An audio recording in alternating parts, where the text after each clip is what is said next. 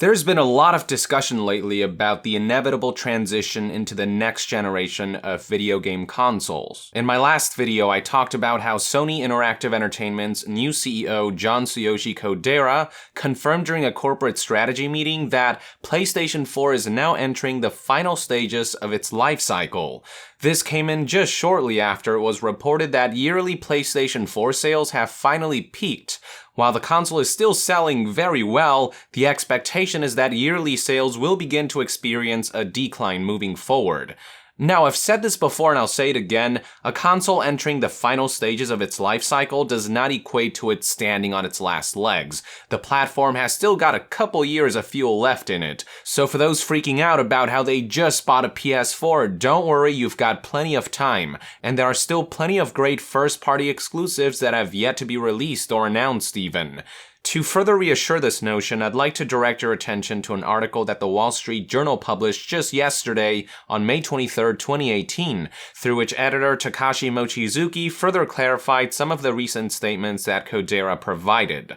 Not only did Kodera state that PS4 was reaching the final stages of its life cycle, he actually provided a specific number of years we can expect to wait before Sony's ready to move on, stating, quote, "We will use the next 3 years to prepare the next step, to crouch down so that we can jump higher in the future." Now, as of the publishing of this article, 3 years from now will be May 23rd, 2021.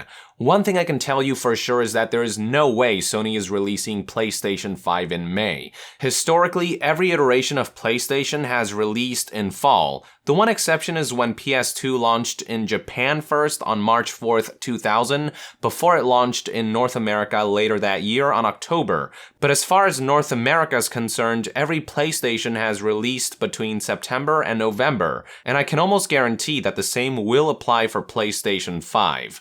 Assuming this is true, that means we can either take the May 23rd, 2021 date that represents 3 years from now and either round up to fall 2021 or round down to fall 2020. Me personally, I would round down to a fall 2020 release window due to the fact that it would adhere to Sony's fiscal year schedule. Fiscal year, for those who don't know, is a period of time that companies use for accounting purposes, and for Sony, their fiscal year ends every March 31st. So just 2 months ago on March 31st, 2018, Sony's 2017 fiscal year ended, and we're now in fiscal year 2018.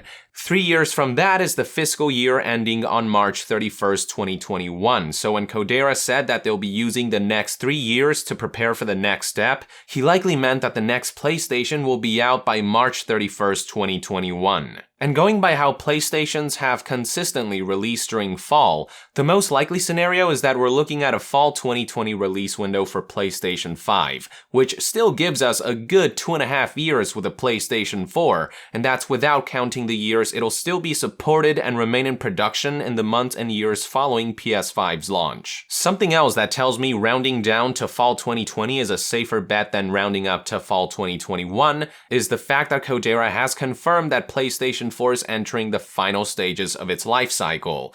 I don't think that's something Kodera would say if he expected PlayStation 4 to last 4 fiscal years rather than 3.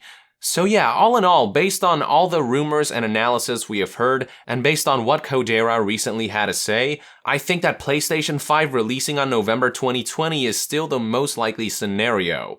Now, one last thing to note is that Kodera talked about how the company intends to depart from the traditional way of looking at the console lifecycle, stating that there is no longer a time when they can think of the console and the network as two separate things, meaning that we can likely expect a deeper integration between the hardware and Sony's numerous online services than ever before. Other than that though, and beyond the hint that they'll spend the next 3 years transitioning into next gen, no other information was provided. Honestly though, I'm not thinking too much about next gen right now, as there are still so many great games on the horizon. On PlayStation 4 alone, we can look forward to titles such as Death Stranding, Ghost of Tsushima, Spider-Man, Last of Us Part 2, Final Fantasy VII Remake if they actually manage to finish it before next gen, and many more, plus whatever new games Sony intends to announce at E3 2018. I do, however, get the sense that we're getting at a stage where Sony's making one last big push of exclusive titles, that goes in line with the assumed 2.5 years of life left on PS4 before the company starts focusing their efforts on making games for PS5.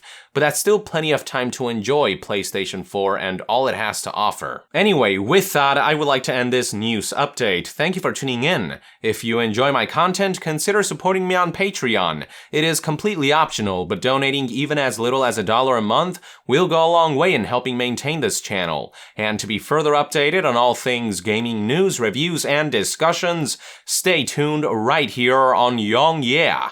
I'll see you guys next time. Yong out.